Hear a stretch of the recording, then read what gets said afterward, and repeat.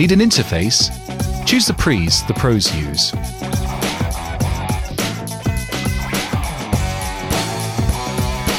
Focusrite. No gimmicks.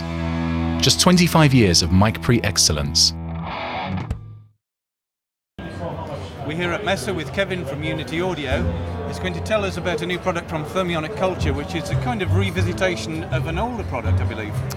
It is. Well, it's actually 11th anniversary of Thermionic Culture. So to celebrate that fact, they've decided to release a limited edition of the company's probably the most popular product, the Culture Vulture.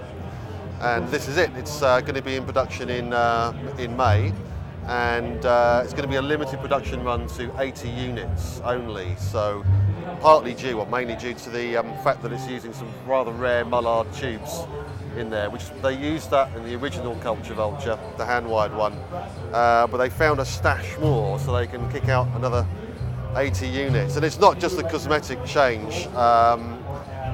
The Mullard tubes give a much higher gain and lower noise, and they're military spec Mullard tubes, so they've got a long life expectancy on them.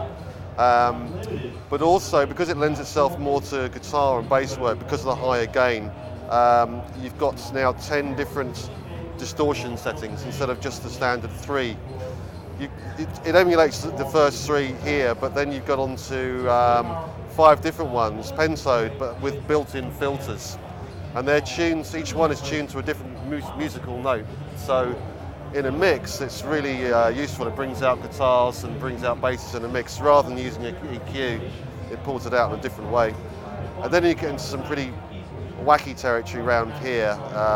Squash, these stand for, and that'll do like negative compression and harmonic frequency doubling and other weird stuff like that.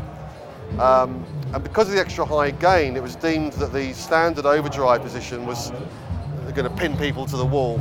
So they've got a halfway house position now, which is a bit more usable. But if you want to get really, really silly, you can go full on overdrive.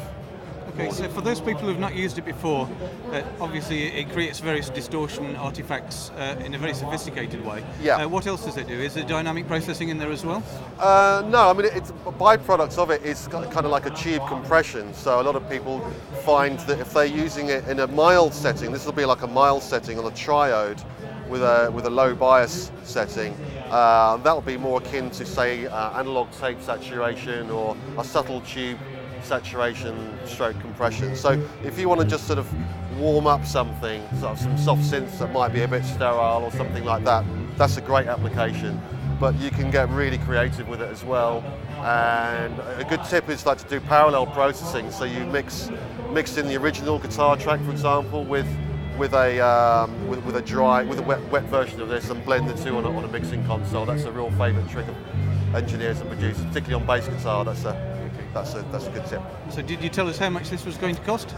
Yep, this is going to be more than the standard one, but less than the mastering version. So it's going to come in at $13.95, excluding VAT.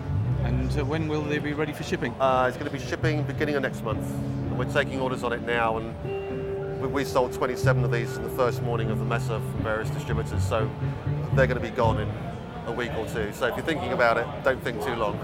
Thanks very much, Kevin. Okay, thank you.